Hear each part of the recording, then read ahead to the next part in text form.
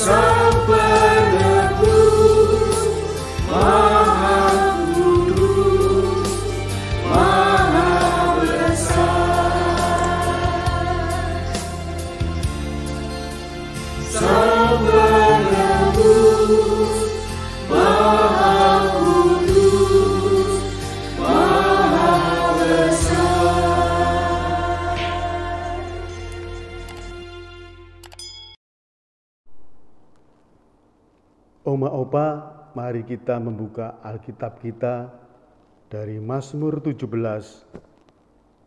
ayat 1 sampai dengan 15. Diburu dengan tak bersalah, doa Daud. Dengarkanlah Tuhan, perkara yang benar, perhatikanlah seruanku. Berilah telinga akan doaku, dari bibir yang tidak menipu. Daripadamulah kiranya datang penghakiman, matamu kiranya melihat apa yang benar.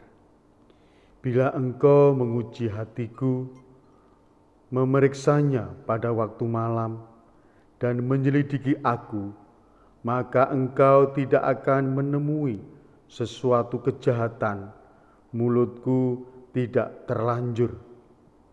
Tentang perbuatan manusia, sesuai dengan firman yang engkau ucapkan, aku telah menjaga diriku terhadap jalan orang-orang yang melakukan kekerasan. Langkahku tetap mengikuti jejakmu, kakiku tidak goyang. Aku berseru kepadamu karena engkau menjawab aku, ya Allah. Sendengkanlah telingamu kepadaku, dengarkanlah perkataanku. Tunjukkanlah kasih setiamu yang ajaib. Ya engkau yang menyelamatkan orang-orang yang berlindung pada tangan kananmu terhadap pemberontak. Peliharalah aku seperti biji mata, sembunyikanlah aku dalam naungan sayapmu. Terhadap orang-orang fasik yang menggagahi aku, terhadap musuh nyawaku yang mengepung aku. Mereka tidak menunjukkan belas kasihan, mereka membual. Mereka mengikuti langkah-langkahku, mereka sekarang mengerumuni aku. Mata mereka diarahkan untuk mengempaskan aku ke bumi. Rupa mereka seperti singa dan bernafsu untuk menerkam, seperti singa muda yang menghendap di tempat yang tersembunyi. Bangunlah Tuhan, hadapilah mereka, rebahkanlah mereka, luputkanlah aku dengan pedangmu daripada orang fasik. Luputkanlah aku, ya Tuhan, dengan tanganmu dari orang-orang dunia ini yang bagiannya adalah dalam hidup ini. Biarlah perut mereka dikenyangkan dengan apa yang engkau simpan, sehingga anak-anak mereka menjadi puas, dan sisanya mereka tinggalkan untuk bayi-bayi mereka. Tetapi aku dalam kebenaran akan kupandang wajah-Mu, dan pada waktu bangun aku akan menjadi puas dengan rupa-Mu.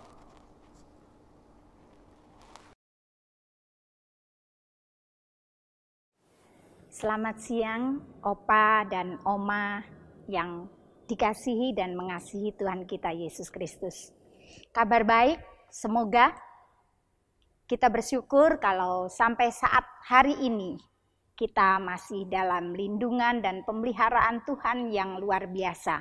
Bahkan kita masih diberi kesempatan untuk boleh duduk diam bersama-sama untuk mendengarkan apa yang menjadi kehendak Tuhan dalam hidup kita pada hari ini. Baik Opa dan Oma, hari ini kita akan bersama-sama menggumuli sabda firman Tuhan yang diambil dari kitab Kisah Para Rasul, Kisah Para Rasul pasal 14 ayat 1 hingga yang ke-7. Kisah Para Rasul pasal 14 ayat 1 sampai yang ke-7. Namun sebelumnya, mari kita awali, kita memohon hikmat dan memohon pertolongan Tuhan di dalam doa. Kita berdoa. Kami bersyukur ya Allah, ketika masih diberi kesempatan untuk duduk diam, merenungkan firman-Mu. Kuat kuasa-Mu dan hikmat-Mu kami perlukan saat ini, untuk kami dimampukan memahami apa yang menjadi maksud dan kehendak Tuhan melalui pembacaan dan pelayanan firman-Mu. Roh Kudus kiranya membukakan hati kami untuk kami menerima firman-Mu. Perlengkapi hamba-Mu yang akan melayankan firman-Mu saat ini, agar nama-Mu dipermuliakan. Di dalam Yesus Tuhan dan Juru Selamat kami memohon. Amin. Kisah Para Rasul pasal 14 ayat 1 hingga 7, saya akan membacakannya untuk kita sekalian. Demikian. Di Ikonium pun kedua rasul itu masuk ke rumah ibadat orang Yahudi, lalu mengajar sedemikian rupa, sehingga sejumlah besar orang Yahudi dan orang Yunani menjadi percaya. Tetapi orang-orang Yahudi yang menolak pemberitaan mereka memanaskan hati orang-orang yang tidak mengenal Allah dan membuat mereka gusar terhadap saudara-saudara itu. Paulus dan Barnabas tinggal beberapa waktu lamanya di situ. Mereka mengajar dengan berani karena mereka percaya kepada Tuhan. Dan Tuhan menguatkan berita tentang kasih karunia-Nya dengan mengaruniakan kepada mereka kuasa untuk mengadakan tanda-tanda dan mujizat-mujizat. Tetapi orang banyak di kota itu terbelah menjadi dua. Ada yang memihak kepada orang Yahudi, ada pula yang memihak kepada kedua rasul itu. Maka mulailah orang-orang yang tidak mengenal Allah dan orang-orang Yahudi bersama-sama dengan pemimpin-pemimpin mereka menimbulkan suatu gerakan untuk menyiksa dan melempari kedua rasul itu dengan batu. Setelah rasul-rasul itu mengetahuinya, menyingkirlah mereka ke kota-kota di Likaonia, yaitu Listra dan Derbe, dan daerah sekitarnya. Di situ mereka memberitakan Injil. Sampai sedemikian jauh pembacaan firman Tuhan pada siang hari ini. Yang berbahagia adalah kita semua yang membaca, mendengarkan, dan bahkan yang melakukan firman Tuhan di dalam kehidupan kita hari lepas hari. Terpujilah Tuhan.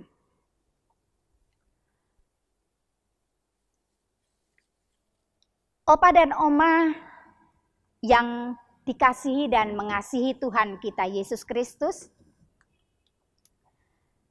renungan ini akan saya awali dengan satu ilustrasi tentang 4 orang buta yang diminta untuk memvisualisasikan atau menggambarkan atau memvisualisasikan tentang bagaimana menurut gambaran mereka seekor gajah. Mungkin Opa Oma sudah tahu atau bahkan sudah hafal dengan ilustrasi ini. Ya, jadi 4 orang buta dibawa untuk mereka dipertemukan dengan seekor gajah. Si A diletakkan di bagian belalai gajah. Si B diletakkan di bagian badan gajah. Si C diletakkan di bagian ekor dan terakhir si D diletakkan di bagian telinga. Mereka masing-masing diminta meraba itu gajah, kemudian nantinya akan diminta pendapat mereka. Bagaimana mereka memvisualisasikan tentang seekor gajah. Nah, setelah mereka meraba-raba, kemudian pada waktunya mereka dikumpulkan kembali, ditanya, coba si A, apa pendapatmu tentang gajah? Oh, gajah itu ternyata panjang. Dari atas dia besar, kemudian mengecil ke bawah. Karena dia memegang belalai gajah. Si B, oh bukan. Gajah itu ternyata lebar dan tebal. Kenapa demikian? Karena dia diletakkan meraba bagian badan. Kemudian yang ketiga, si C. Menurut kamu gimana? Ah, tidak betul itu.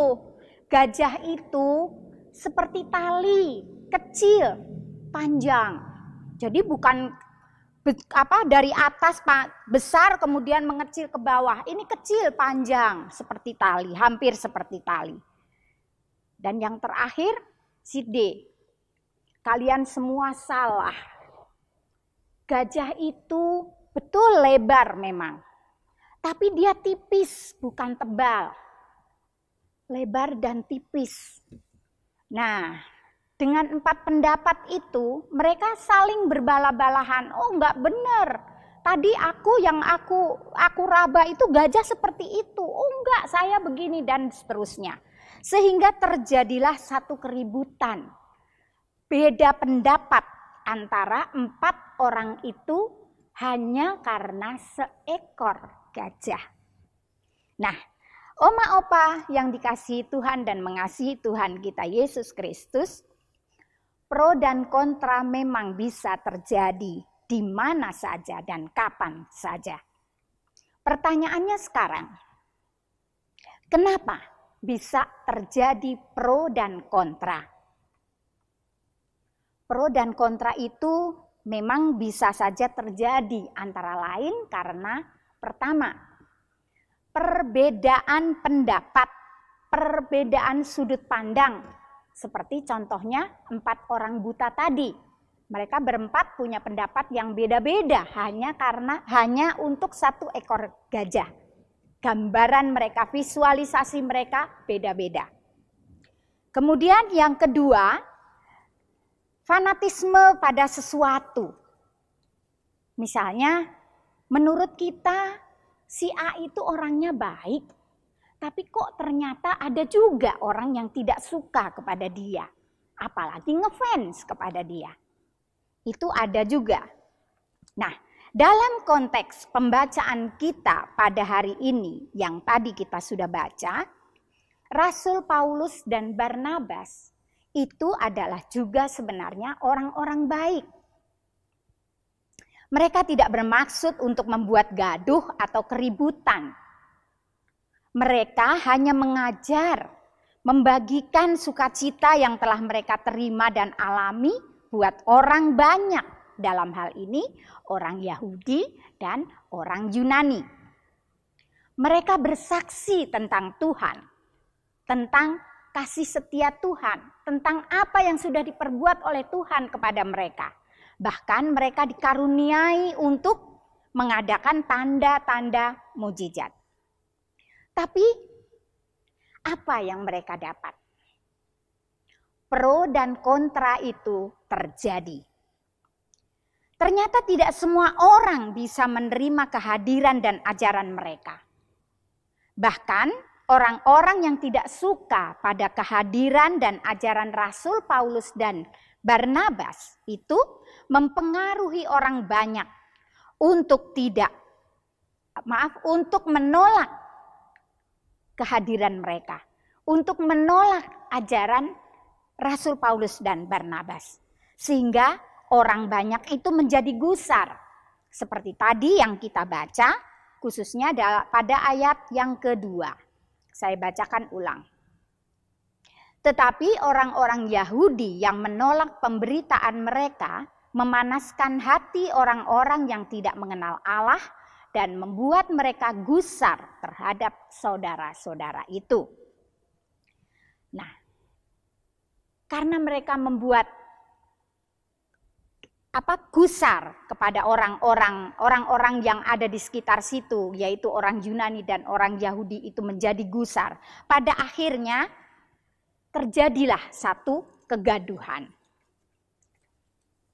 Nah, dalam menghadapi dan menyikapi hal yang demikian, kedua rasul itu, yaitu Rasul Paulus dan Barnabas, tidak mau mengambil risiko. Di satu sisi mereka memang ingin mewartakan dan bersaksi tentang keselamatan yang sudah mereka peroleh. Tapi di sisi lain mereka tidak mau mati sia-sia. Tidak mau mati konyol karena penganiayaan oleh orang-orang Yahudi dan orang-orang Yunani. Orang-orang yang tidak menyukai kehadiran Rasul Paulus dan Barnabas. Itu sebabnya mereka lalu mencari aman. Mereka menyingkir dan pergi ke kota lain untuk bisa tetap mengajar dan bersaksi tentang karya besar Tuhan. Opa dan Oma, apa sebenarnya makna dari pembacaan kita hari ini bagi kita sekalian? Melalui pembacaan dan kisah perjalanan pelayanan Rasul Paulus dan Barnabas, kita diajar untuk yang pertama, kita diajar untuk berlaku bijak dalam menyikapi perbedaan yang bisa menghasilkan pro dan kontra. Kita sebagai umat Allah yang telah ditebus, maka menjadi kewajiban kita untuk terus bersaksi. Tidak jarang bahwa kesaksian kita itu menimbulkan pro dan kontra. Itu sebabnya kita harus berlaku bijak dalam menyikapinya. Yang kedua, kalau perlu kita menyingkir bila pro dan kontra itu terjadi dan akan menimbulkan konflik yang lebih besar. Dalam bersaksi bukan berarti kita harus berkhotbah seperti yang dilakukan oleh para pendeta, para penatua, atau para mereka yang piawai dalam berkhotbah. Tapi kita bisa bersaksi melalui tingkah laku, buah pikiran, dan tutur kata kita. Itu adalah kesaksian kita yang nyata. Kalau dalam hal itu terjadi perbedaan dan perbedaan pendapat maksud saya, atau timbul perselisihan yang mungkin akan menimbulkan satu konflik yang lebih besar, maka akan lebih baik kalau kita menyingkir dahulu. Menyingkir bukan berarti berhenti dan kapok untuk bersaksi, tetapi menyingkir agar kita aman dan nama Tuhan tidak dihujat oleh orang. Oma opa, kita memang sudah disebut sebagai kaum lansia, kaum lanjut usia. Biasanya yang disebut kaum lansia itu yang mereka yang sudah berusia di atas, yang sudah berusia berkepala 6, di atas 60 tahun ke atas. Nah, kekuatan dan tindakan serta kemampuan berpikir kita juga sudah sangat terbatas. Tapi hidup yang masih kita jalani ini adalah satu kesempatan untuk kita bersaksi tentang kasih setia Tuhan melalui pola pikir kita, perilaku kita, dan juga tutur kata kita. Ini memang bukan perkara yang mudah, sulit. dengan keterbatasan yang kita miliki, tapi kita harus tetap bersaksi. Untuk itu, mari kita memohon kekuatan dan hikmat dari Tuhan untuk dimampukan kita menjadi berkat buat banyak orang. Oma, opa, ada satu pujian di mana itu adalah merupakan satu kesaksian bahwa hidup ini adalah satu kesempatan untuk kita tetap bersaksi, untuk kita tetap melayani Tuhan. Oma, opa pasti bisa lagu ini. Nah, lagu ini akan saya bawakan dan Oma, opa silahkan mengikuti, ikut bernyanyi dari rumah dan saya akan membawakan dari sini.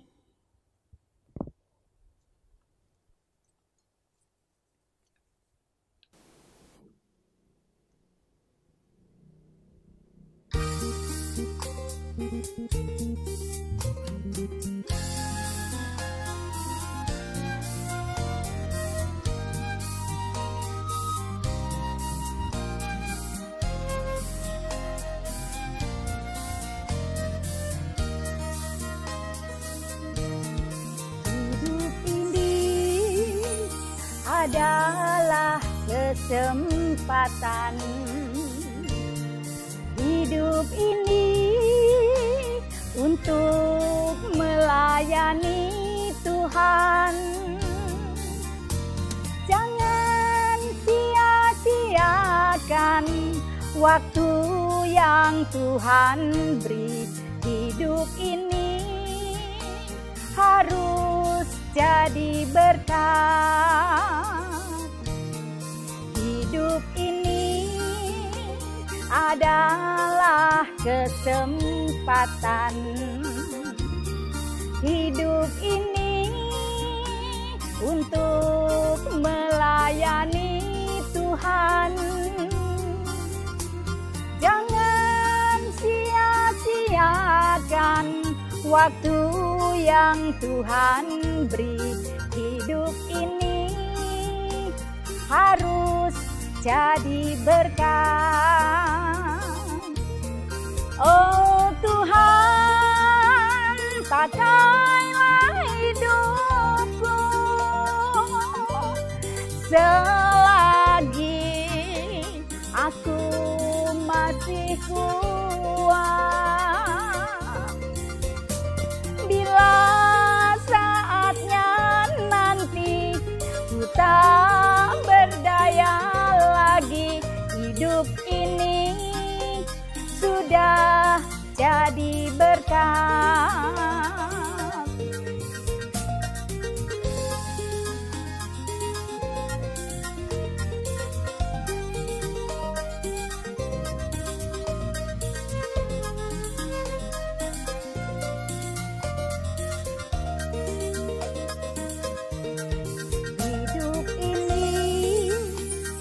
Adalah kesempatan. Hidup ini untuk melayani Tuhan. Jangan sia-siakan waktu yang Tuhan beri. Hidup ini harus jadi berkat. Oh Tuhan, pakailah hidupku selagi aku masih kuat. Bila saatnya nanti kita berdaya lagi, hidup ini sudah jadi berkat. Oh Tuhan, pakailah hidupku selagi aku masih kuat. Bila saatnya nanti ku tak berdaya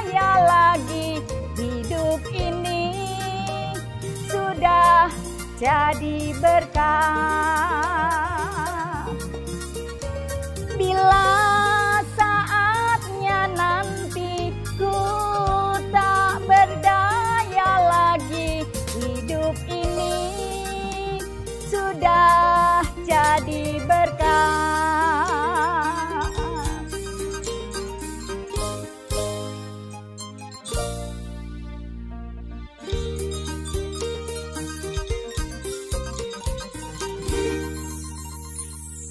Oma dan Opa, selamat bersaksi untuk kemuliaan nama Tuhan.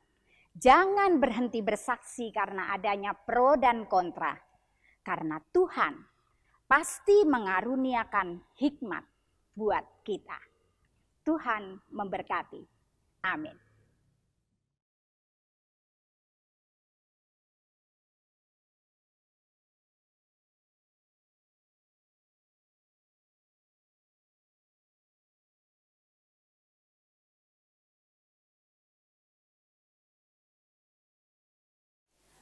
Oma dan Opa, tiba saatnya kita bersama menaikkan doa syafaat kita. Kita akan bersama-sama menaikkan syafaat kita untuk mendoakan juga saudara-saudara kita, khususnya Opa Oma yang sedang terbaring sakit atau dalam pemulihan, dan juga buat mereka yang berulang tahun di sepanjang minggu ini.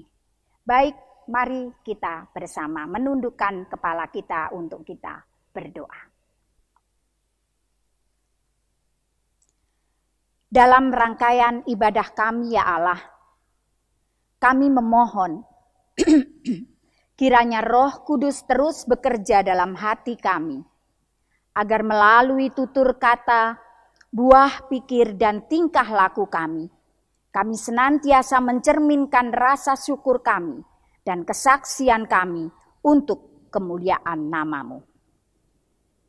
Kami membawa keluh kesah saudara-saudara kami yang dalam kelemahan fisik, yaitu kepada Bapak Evert Palenkahu, Bapak Edi Mulyono, Ibu Lawrence, Bapak Hendrik Laimusio, Ibu Tio Minar, Bapak Justinus Ragalai, Bapak Budiman Gultom, Ibu Berliana, Ibu Sumartini Sihite, dan juga Dr. Aurelia Boru Sihite.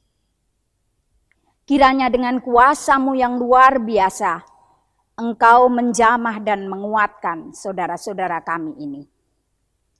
Kami juga memohon berkat-Mu bagi saudara-saudara kami yang sedang berulang tahun, sedang bersukacita karena pertambahan usia yang mereka terima di sepanjang minggu ini. Kiranya kasih setia dan damai sejahtera-Mu senantiasa ada pada mereka. Kami berdoa bagi bangsa dan negara kami yang saat ini masih terus berjuang melawan virus corona. Tuhan, berikan hikmat kepada Presiden kami, Bapak Presiden Joko Widodo bersama dengan seluruh jajarannya, terutama bagi tim yang sedang meneliti vaksin untuk virus corona ini. Sehingga apa yang mereka kerjakan untuk bangsa ini mendatangkan berkat dan sukacita bagi bangsa kami. Kami berdoa untuk Oma Opa dalam persekutuan Komisi Usia Lanjut di Gereja Kristen Indonesia Jati Asih ini. Kiranya Engkau Tuhan senantiasa memberikan kekuatan untuk kami dimampukan melalui masa-masa sulit seperti sekarang ini. Bapa, inilah kami yang datang dengan seluruh keberadaan dan kerendahan hati kami. Kami menyadari bahwa doa kami ini jauh dari sempurna. Untuk itu kami hendak menyempurnakan dengan doa yang telah Tuhan Yesus sendiri ajarkan bagi kami sekalian. Bapa kami yang ada di surga, dikuduskanlah nama-Mu, datanglah kerajaan-Mu, jadilah kehendak-Mu di bumi seperti di surga. Berikanlah kepada kami pada hari ini makanan kami yang secukupnya, dan ampunilah kami seperti kami juga telah mengampuni orang-orang yang bersalah kepada kami. Dan jangan membawa kami ke dalam pencobaan, tetapi lepaskanlah kami daripada yang jahat. Sebab Engkaulah yang empunya kerajaan dan kuasa dan kemuliaan sampai selama-lamanya. Amin. Kita bersama memohon berkat Tuhan. Damai sejahtera Allah yang melampaui segala akal akan memelihara hati dan pikiran kita di dalam Kristus Yesus. Terpujilah Tuhan hari ini, esok, dan sampai Maranatha tiba. Amin. Bapa, terima kasih. Bapa, terima kasih. Bapa di dalam surga, ku berterima kasih. Amin.